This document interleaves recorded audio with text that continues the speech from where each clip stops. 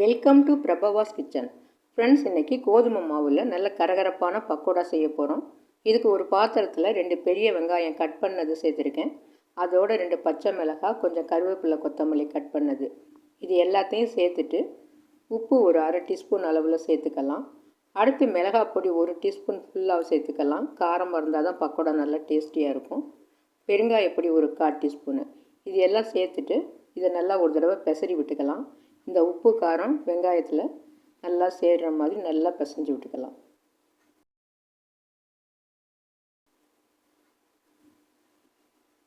அடுத்து இப்போது கோதுமை மாவு 1 கப் அளவு சேர்த்துக்கலாம். இது ஒரு 200 கிராம் அளவில் இருக்கும்.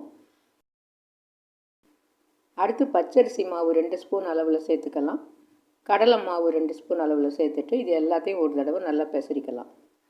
இந்த கடலை மாவு பச்சரிசி மாவு சேர்க்கறதுனால பக்கோடா நல்ல டேஸ்டியாகவும் கிறிஸ்பியாகவும் இருக்கும். இப்போது எண்ணெய் ஒரு 2 ஸ்பூன் சேர்த்துக்கலாம். இந்த எண்ணெய் சூடாக இருக்கணும்னு அவசியம் இல்லை. இப்போ எண்ணெய் சேர்த்ததுக்கு அப்புறம் இப்போ இது எல்லாத்தையும் நல்லா பிசைஞ்சு விட்டுக்கலாம். இது நல்லா பிசறி விட்டதுக்கப்புறம் கொஞ்சமாக தண்ணி விட்டு தான் நம்ம பிசையணும் மாவு.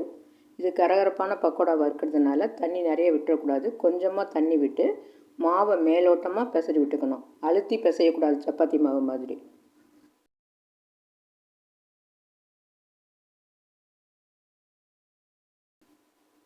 இந்த தண்ணி போதும். இப்போ பாருங்கள், இந்த பக்குவத்தில் இருந்தால் தான் கரகரப்பான பக்கோடாவாக இருக்கும்.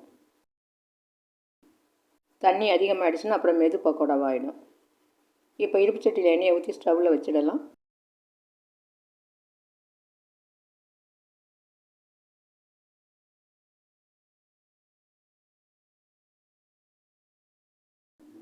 இப்போ எண்ணெய் நல்லா காஞ்சிடுச்சு. இப்போ கொஞ்சம் மாவை எடுத்து கிள்ளி போட்டுக்கலாம். நம்ம மாவை கிள்ளி போட்டதுமே ஃப்ளேமை கொஞ்சம் குறைச்சி மீடியம் ஃப்ளேமில் வச்சுக்கலாம். அப்போ தான் பக்கோடா நல்லா வெந்து கரகரப்பாக மாறும். அப்படி இல்லைன்னா ஹீட் அதிகமாக இருந்ததுன்னா பக்கோடா செவந்து உள்ளே சாஃப்டாக இருக்கும்.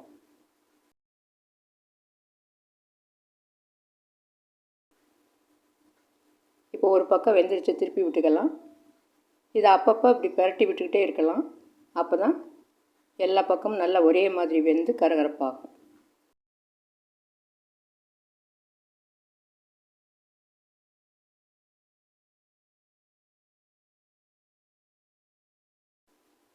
இப்போ பாருங்கள், பக்கோடா நல்லா வெந்து கரகரப்பாகவும் மாறிடுச்சு.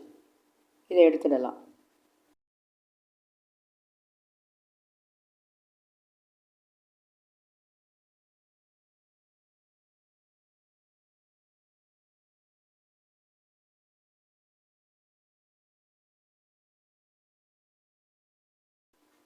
இப்போ மீதம் இருக்கிற மாவையும் இதே மாதிரி கிள்ளி போட்டுக்கலாம்.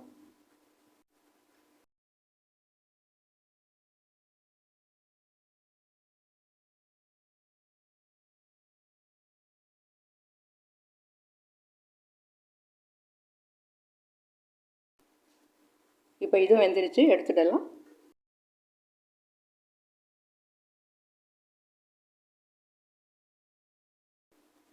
இப்போ பாருங்கள், கோதுமை மாவில் நல்ல கரகரப்பான டேஸ்டியான பக்கோடா செஞ்சிட்டோம். இப்போ இந்த பக்கோடா நான் உடச்சி காமிக்கிறேன் பாருங்கள்.